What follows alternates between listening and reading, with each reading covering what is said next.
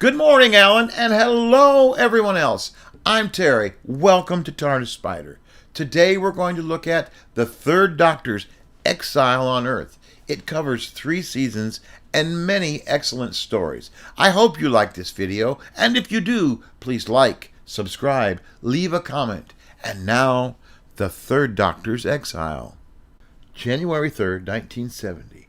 With the start of the 7th season, the most radical overhaul to Doctor Who to this point begins. The first and most obvious change in the show, it is being broadcast in color. Barry Letts will embrace, at the time, cutting-edge technology, CSO, a pre-green screen technique that allowed the imposition of a new background. To further reduce stress and pressure on the lead actor, the series was reduced to 25 episodes. They would add returning regular characters, Liz Shaw, the Brigadier, Commander of Unit, and Sergeant Benton, both returning from the invasion.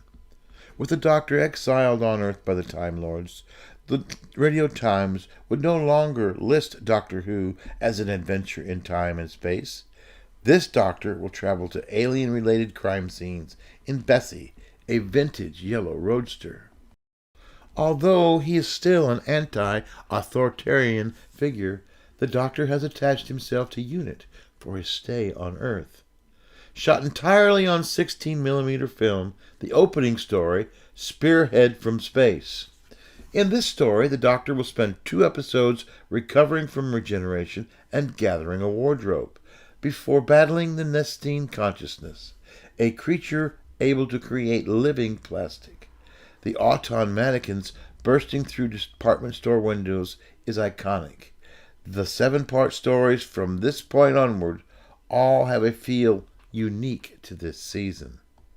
Doctor Who and the Silurians not only introduces us to an iconic foe of the Doctor's, it would teach us that not all alien threats are extraterrestrial.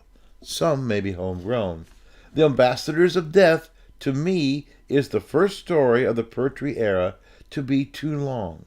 If there is a weakness to this era, this is it. Many of these stories are overly padded to fulfill a required number of episodes. Of course, the next and final story of Season 7 is a 7-parter.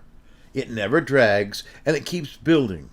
To many, this is the peak of the season, with its reckless drilling operation, threatening at least 2 worlds, this and a parallel with a fascist-style government. As the tension grows, so does the roar of the earth. By the end of June, the positive reaction to the first 2 stories would ensure that Doctor Who would be renewed. Yet, Liz Shaw would not return. There is room for only 1 scientific advisor unit. This Doctor is ready. He is ready to start Doctor Who's golden decade. The listing in the Radio Times for Episode 1 of Terror of the Autons promises the arrival of the Doctor's most deadly enemy, the Master, as played by Roger Delgado. Another Time Lord, as evil as the Doctor is good. He is brilliant, clever, suave. He alone will enlist, aid, and use alien races to invade the Earth, beginning with the Autons.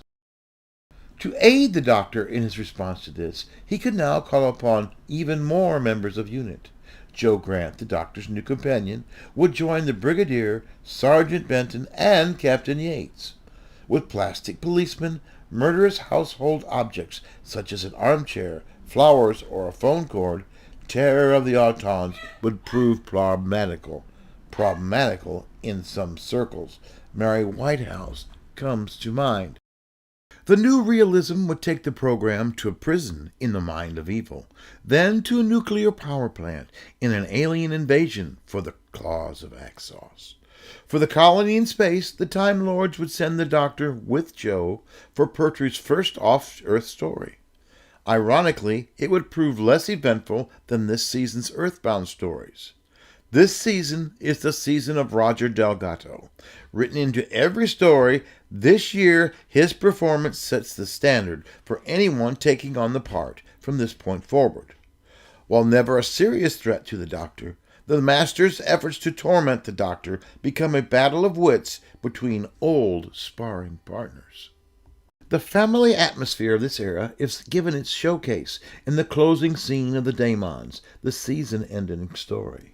With the church in ruins, the apparent supernatural activities have been explained.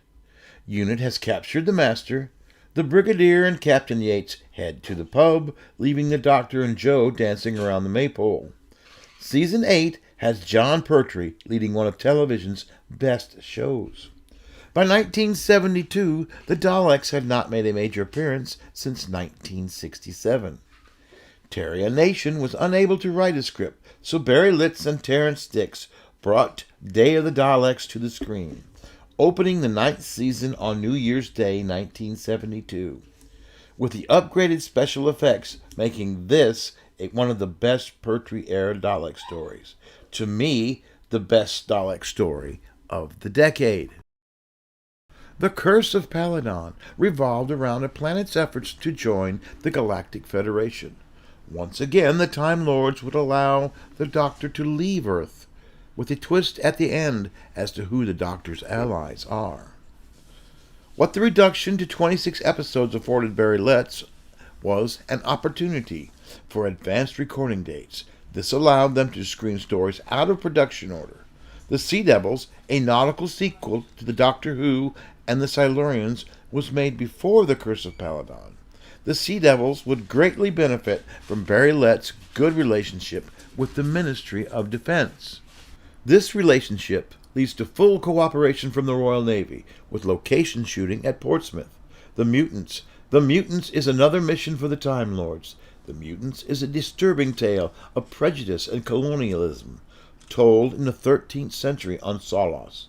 The Master, last seen in the Sea Devils, returns for the season finale, the Time Monster.